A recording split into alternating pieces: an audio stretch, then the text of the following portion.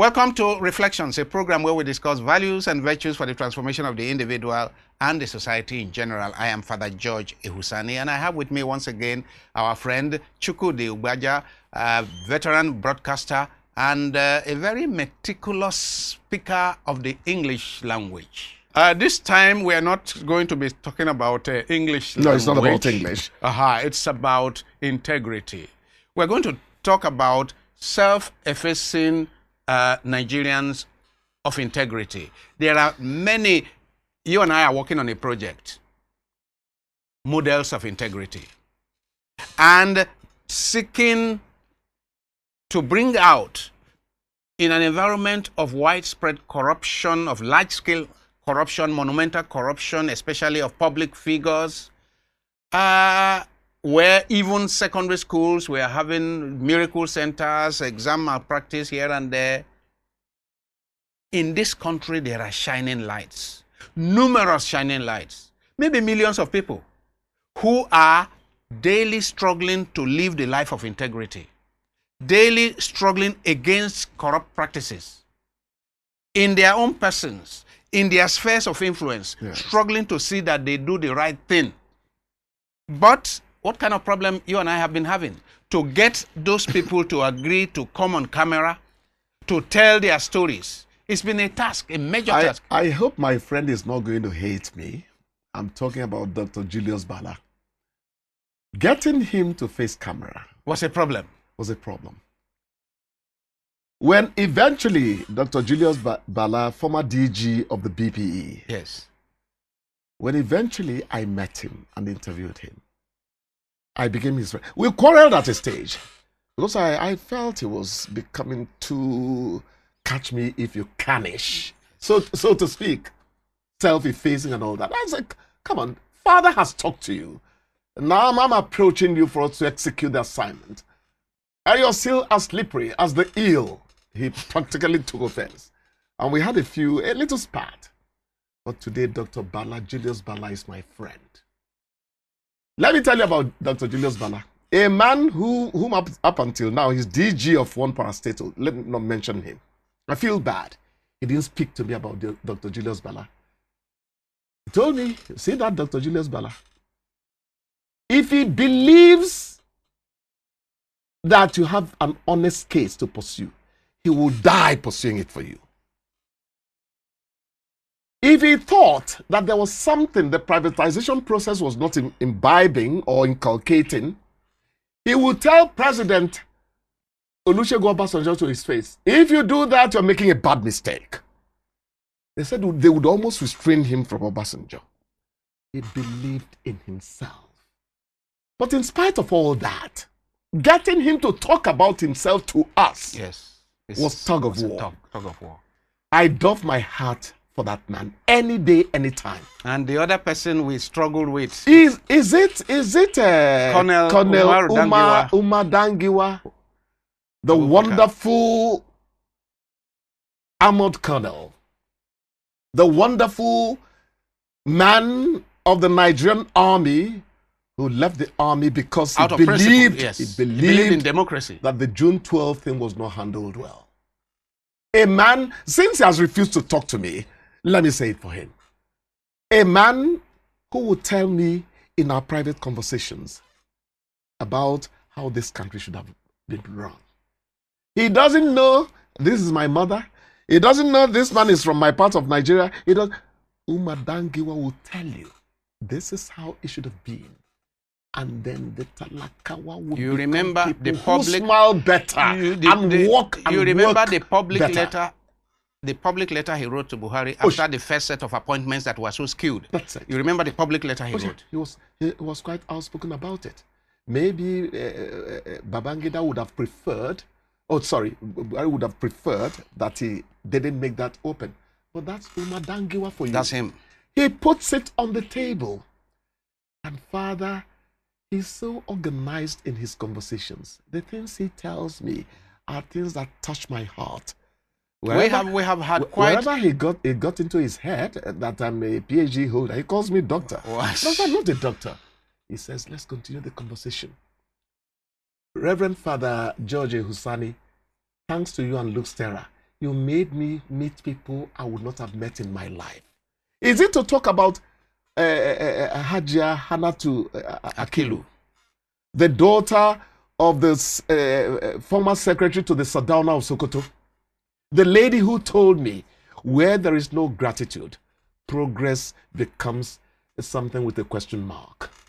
People should raise supplications to the Almighty, to Allah, to God, because He has done more than we can ever quantify.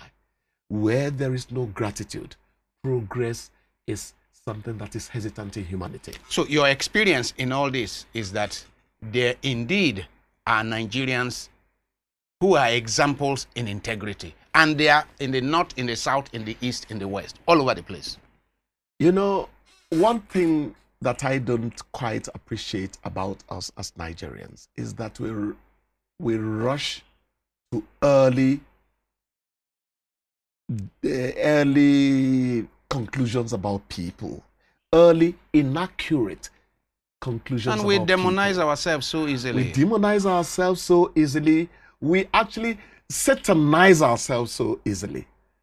Reverend Father George Ehusani, as I thank you and look, Terra, for the opportunity you gave me to meet people I wouldn't have met in life, probably. I want to tell you that there are hidden icons on this layer of earth called Nigeria. All over the place. We are begging them. We couldn't get some of them. We are begging them to come and show, talk about the virtue they are known for in the world, and as a motivator and to people. Source, and the source of that life of integrity. And the source of that light of integrity. What is this project all about? One's early introduction to faith in life being the precursor, the forerunner of their adult life of integrity. That's what we are asking them to create an umbilical cord, in between.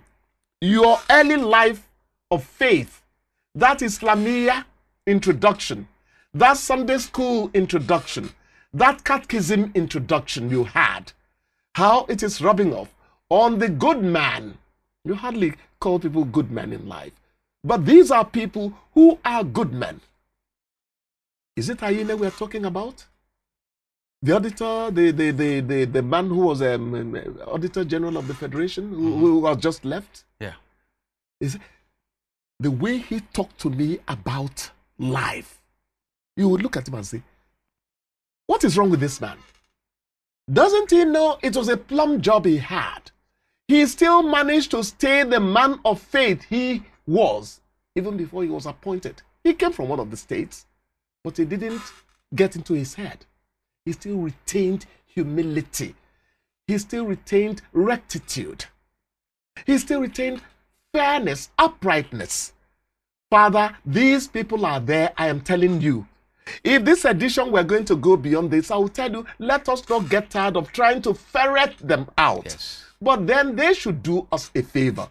Let the good men and women of Nigeria stop hiding. We need them to show that life could be the other way in this country. Thank you very much. We need, beyond this program that you and I are doing, beyond this broadcast, we need our viewers, we need Nigerians to tell people who are living lives of integrity, character, people who are examples in this environment of very scandalous level of corruption.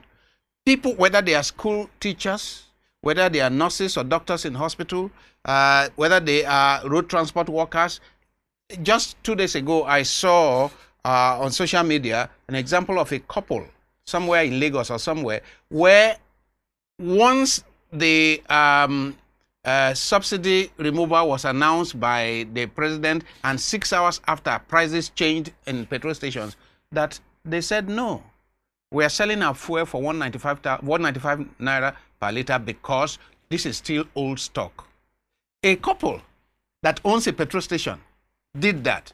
They are worth celebrating. That and we are told that this is the attitude they have always had. That if we have old stock, then the old stock we bought at 195, we will sell it at 195. We're not going to sell our old stock for 520 because today's price is 520. Now, those who are selling for 520 can easily justify themselves. Oh, we want to have enough money to go for more. But how that couple has managed, that's integrity. That's super integrity. Yes. That is telling greed, no, you can't step into my Yes, You can't step through my door. And it's not going to be easy for them, because indeed they might find it difficult to procure the next consignment. Yes, yes. Yet they are doing this. Yes. So we are saying that there are so many people like them. I don't want to mention a particular, oil marketer. They are selling for selling at the announced rates now. Yeah. But I wanted to say that throughout the time I monitored them, 1 liter had always and has always been 1 liter. What am I talking about? Meaning it's not no shortchanging. There is no shortchanging. Yeah. Not a single drop of fuel would he cheat you by. But take that 30-liter jerry can, which you were filling with 5,300 to some filling stations, 7,000 naira would not fill it. What sort of profiteering is that? Yeah, we have this way of making life harder for one another. I mean, the life is already very hard. But let's be on track in this whole thing. What are the mechanisms we can use? Even primary school children now think that everyone is corrupt, everyone is rotten. Yes. Secondary school and university students are all talking of Yahoo, because they say, well, there's no other way of making it unless we are corrupt. You can't make it in Nigeria. All our leaders are corrupt. All our leaders are corrupt. And your project and mine, our project is to say, no, everyone is not corrupt. We have models. Yes. And those models come from east and south, east and west and south and every north, nook and cranny of this country. And that they are of every professional and career group. Yes. So how do we make the whole country to recognize that right where you are, there are individuals. They may be suffering, but there are individuals who are living the life that they learned, as you said, in catechism, in Sunday school, in Islamia, the Quranic class. There are people who are taking those lessons to the practical lives they are living as adults. How do we make the whole society to recognize that, so that this whole illusion, this lie that we are all corrupt, which corrupt people use to console themselves, to feel comfortable in their mess? Yes. The first thing I think we should do is that we stop hounding the upright but poor man. The upright but poor man. Suddenly, it is no longer good to be good. And this is announced from the Olympian heights of governance to the village square. Remember, in those days, you could come with your ex-Lagos, the Volkswagen of a 504, to woo a lady in the village. And the father in his loincloth will come out and tell you, no, you're not marrying my daughter. We can't give our daughter's hand in marriage to the son of a thief. Yes. Because they didn't like your father's heritage, the kind of life your family is known for. What you're asking is, how do we return to those days? It is very simple for me. Let the voice of the upright not be drowned by the cacophony that has now been brought unto us by men who have decided to become wealthy through dubious means. Their voice became louder, and we encourage that echo to ring on the mountains, while the man whom we should be treating with adulation is hounded into one corner of the world. Talking about hounding at the national level, sir. Yes. Where is the National Orientation Agency? This voter apathy, this vote buying and all that we talked about. Where was the National Orientation Agency with their megaphones akin to the gong that we used to announce the king's instructions to the village? Where were they to go through the nook and cranny of Nigeria to tell people it is still good to be good? It is positive reinforcement. Mm-hmm. Pavlov's dog, remember, in operant conditioning. If you keep on telling a man something for a long time, after some time he begins to believe it. Oh, yeah, sure. But now that there is nobody to tell those things, starting from parents, Reverend Father, Some parents are going to the invigilator to say, please close your eyes while we bring in answer sheets for my son. Is he the only one who is in a cult? That's the kind of things you hear from parents now. Now I've made peace with my son. You said I was too hard on him because I reported him when the mom condemned an attitude we thought did not show rectitude. And he said, Mommy, leave that thing. I want to confess, since the time we talked the other time, that I'm not too hard on him now. And he's behaving more like what I... Thank you. Thank you for... for reducing my intensity of your reaction. Yeah, I mean, how could my son say that? You know, we don't have money. But please, when you mention us, people will tell you, is it the Ugbaja family? That kind of thing. Yes. That's it. And that's what I want him to also take further into the world. Now, you mentioned the issue of exam malpractice and teachers. Yes. I think one of the earliest places to begin should be schools, elementary schools. Yes. Because what do we do about parents that have not been properly brought up themselves?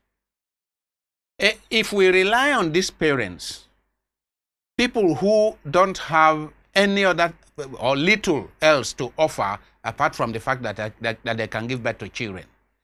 So, but society has some prerogative over those who teach in our schools. So that from kindergarten, we can actually, first of all, by according a level of recognition to everybody that teaches, even in the nursery schools, creches, as long as you have somebody that is taking care of a gathering of children, accord a recognition to this, because they are forming agents for the society. And they are in their formative years. Those, yes. You're taking me back to what Kingsley Osadolo of NTA, where we review newspapers on Good Morning Nigeria.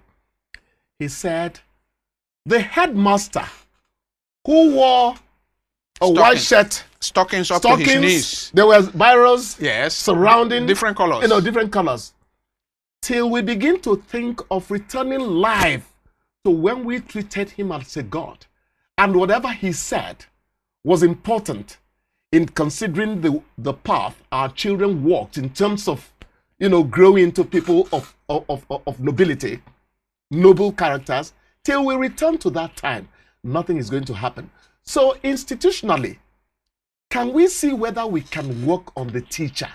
Yes. Because you see, if we accord that kind of respect to teachers... You are saying let's take them away from parents who themselves maybe need tutelage. Yeah, they need tutelage. So teachers, and I have a good example. The good example is Finland. When Finland decided to take education seriously and make sure that only the best got into teaching from elementary to university level, education began to attract the best in both academics and in character. So, if you don't have first class, you have no business in teaching. Right? In Finland. And they are paid better than any other professionals. Oh, teachers are paid better? Better than any other professionals. In the West, yes. In Finland is the best in the world when it comes to education. No wonder they're making waves. When you do that, you will not have dropouts going into education. Yes. You have the best going into education. Then you can also ensure that the best character comes out of our schools. Yes. I think what happened in Nigeria is that even government grew, tepid feet, grew somewhat hesitant over affecting the household too much because of the elements of tribe and religion. It came in and put a wedge. So if, for instance, a leader says people of this country should do this to affect the upbringing of our child, people begin to read religious undertones into it. So they started putting forth half measures towards bringing up our children, to be people who stand on firm feet of uprightness, rectitude, good academics, and all that, So we need to drop some habits that are forced on us by our seeming Africanness. Africa, however developed Africa wants to be, if they do not drop the element of tribalism and all that. No, they say you can't build a modern state when you remain so tribalistic. You can't do that. Because anything you try to do with the African setting, that man you think has a PhD traces it to because you are an Igbira man. Go to the offices. A quarrel develops over a meeting, an official meeting, over an official matter, of course. And there's a quarrel. Watch them go into splinters. And they are speaking about that official matter in their different languages. Yes. That is bad manners. And because the boss is from this other tribe or that other tribe. You've got it? That is the problem. So the Nigerian child is not the child of Nigeriana. No. Do you understand? He's still the child of that little hamlet in Abombise, in something local government area of one state. That Kaura Namoda child is still inside Kaura Namoda. We don't give him opportunity to birth in the sunlight of national goodness. And we are watching societies that have evolved. Yes. I mean, modern Germany evolved from a splinter of what they call barbaric tribes. Yes. That had to be subsumed by a modern German society. State. Yes.